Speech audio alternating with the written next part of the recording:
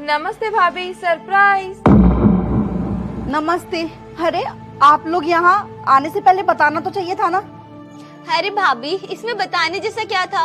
वो क्या है ना, मम्मी पापा तो कुंभ के मेले में गए हुए हैं, तो मैंने सोचा कि मैं चली जाती हूँ भाभी के पास।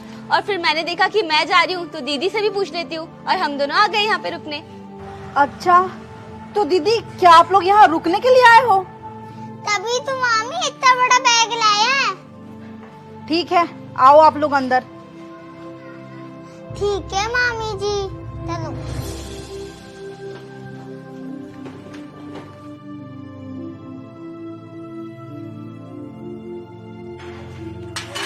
आ गई मेरी छाती पे मूंग दलने के लिए। अरे बिल्कुल शर्म तो है नहीं दोनों बहन को। हर बार देखो जब मुंह उठा के आ जाती है।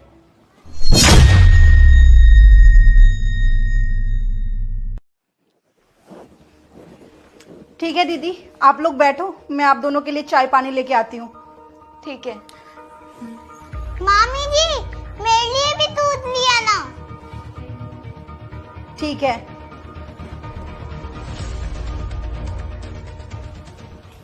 अब क्या करूं मैं इन दोनों आफत का। अरे माँ कम थी क्या कि अब बेटी को भी दूध चाहिए। चाय बना रही उतना काफी नहीं है क्या? मुझे तो कुछ भी समझ में नहीं आ रहा है। ये दोनों बुढ़ा बुढ़ी तो चले गए कुंभ के मेले में। मैंने तो सोचा था यहाँ मैं चैन से रहूंगी, अब इन दोनों आफत को जो झेलना पड़ेगा, कैसे रहूंगी मैं चैन से। मम्मी का फोन। हेलो, नमस्ते मम्मी। नमस्ते बेटा। मम्मी कैसी हो? मैं ठीक हूँ बेटा, तू बता कैसी है? मम्मी मैं क्या बताऊं अपना, मैं बिल्कुल भी ठीक नहीं हूँ। आपको तो मैं बताई थी ना कि मेरे सास ससुर कुंभ के मेले गए हैं, तब तक मैं चैन से रहूंगी, आराम से मस्त क्लब पार्टियां करूंगी। लेकिन इनकी जो दोनों बेटियां हैं ना, वो आ गई है मेरे सर पे।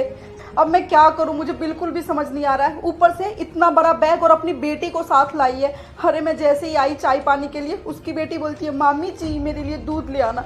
अरे उनकी दोनों माँ बेटियां कम है क्या जो ये भी आ गई साथ में? बेटा एक काम कर, कोई ना कोई बहाना लगा के भेज दे उन्हें यहाँ से। लेकिन मम्मी मैं क्या ही बहाना लगाऊं, अब तो मुझे कुछ समझ में नहीं आ रहा है। अरे एक तो ये भी नहीं है घर पे जो अपनी दोनों बहन को झेल दे। अरे तो मनीष ने क्या पैसों का पेड़ लगा रखा है जो जब देखो जब मुंह उठाकर चली आती है यहाँ पर? तू एक काम कर, कुछ ना कुछ बहाना लगा के भेज दे इन्हें यहाँ से। ठीक है मम्मी, मैं रखती हूँ अभी। ठीक है बेटा, ध्यान रखना अपना। जी। अरे सही तो कह रही है मेरी माँ, क्या उन्होंने पैसे का पेड़ लगा रखा है कि वहां से मैं तोड़ तोड़ के इन दोनों बहनों को देती रहूंगी? एक काम करती हूँ, चाय पिला के और किसी बहाने से इन्हें मैं फ्री करती हूँ। बहुत हो गया, अब मैं नहीं झेलने वाली। ये लो दीदी चाय। थैंक यू भाभी।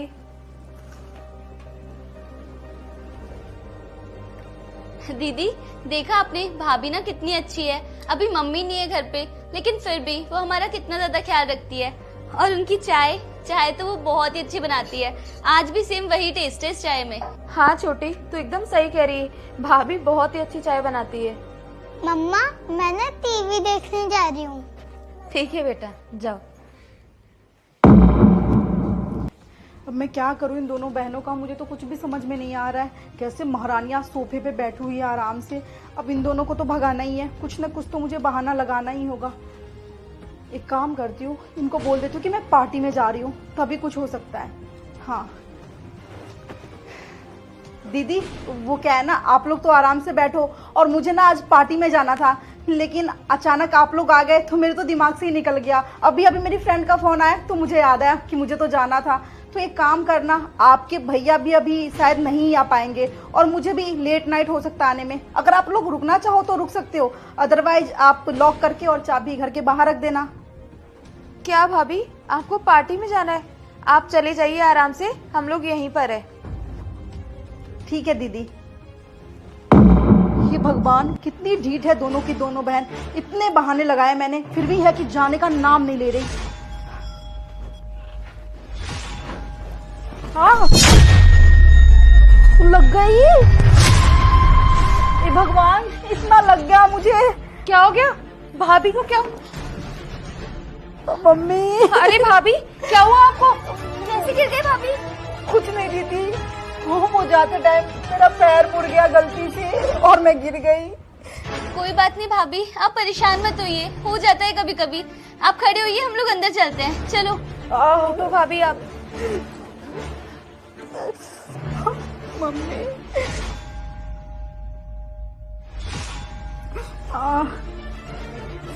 दीदी बहुत हो रहा है, मेरे से नहीं जाया जाएगा।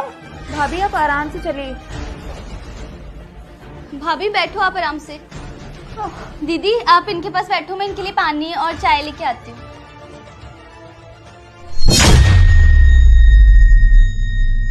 भाभी आप ना बिल्कुल भी चिंता मत करो, हम ना घर का सारा काम संभाल लेंगे, आप बस आराम करो।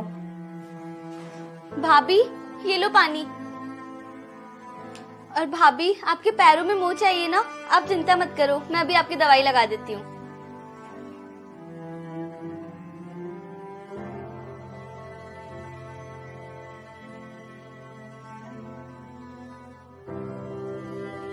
हे भगवान, कितनी गलत थी मैं जो अपनी नंदों के बारे में ऐसा सोचती थी, और कितना गलत व्यवहार की हूँ मैं इन लोगों के साथ। लेकिन फिर भी ये दोनों मेरा कितना ध्यान रख रही है, मुझे तो बिल्कुल समझ में नहीं आ रहा मैं इन दोनों सब कैसे माफ़ी मांगू।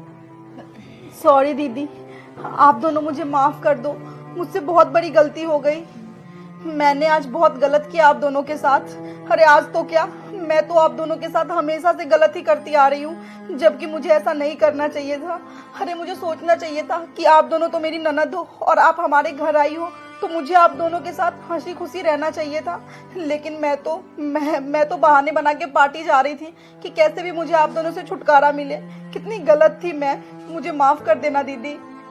दीदी मैं ना जाने कैसे भूल गई कि जैसे आप दोनों मेरी ननद हो, मैं भी तो किसी की ननद हूँ, और अगर मैं अपने मायके जाऊंगी और वो मेरे साथ ऐसा व्यवहार करेगी तो फिर मेरे पे क्या बीतेगी। मैंने इस चीज़ का सोचा तक नहीं, मुझे माफ़ कर देना। सच में मैंने आप दोनों के साथ बिल्कुल भी अच्छा नहीं किया। अरे आप दोनों तो इस घर की लक्ष्मी हो, इस घर की रौनक हो। मेरे से पहले तो ये आपका ही घर था, मैं कौन होती हूँ आप दोनों को इस घर से विदा करने वाली। मुझे माफ़ करना, मैं बहुत बुरी थी जो आप दोनों के लिए मेरे मन में ऐसी भावनाएं थी। मुझे माफ़ कर देना दीदी। अरे नहीं नहीं भाभी, आप माफी मत मांगो, आप जैसे भी हो तो हमारी भाभी ना, और आप सच में बहुत अच्छी हो। हाँ भाभी, दीदी ने एकदम सही कहा। वैसे भी आप हमारी इकलौती भाभी हो और हम दोनों ना आपसे बहुत प्यार करते हैं, ऐसा आप बिल्कुल भी मत सोचो। और अभी आपकी लगी हुई है, आप ना ये फालतू की बातें मत सोचो और आप रेस्ट करो, हम लोग ना घर का सारा काम कर लेंगे, ठीक है। थैंक यू छोटी। तो गाइस कई घरों में अक्सर यही होता है कि नंदों के आने पर ना भाभियाँ बहुत गुस्सा हो जाती है, बहुत मुंह फुला लेती है, लेकिन भाभियों को ना ऐसा नहीं करना चाहिए। अरे आप लोग ये मत भूलिए कि आप लोग भी किसी की ननद हो। और आप लोगों को वीडियो कैसा लगा कमेंट करके जरूर बताना। अगर वीडियो अच्छा लगा हो तो ज्यादा से ज्यादा इसे शेयर करना।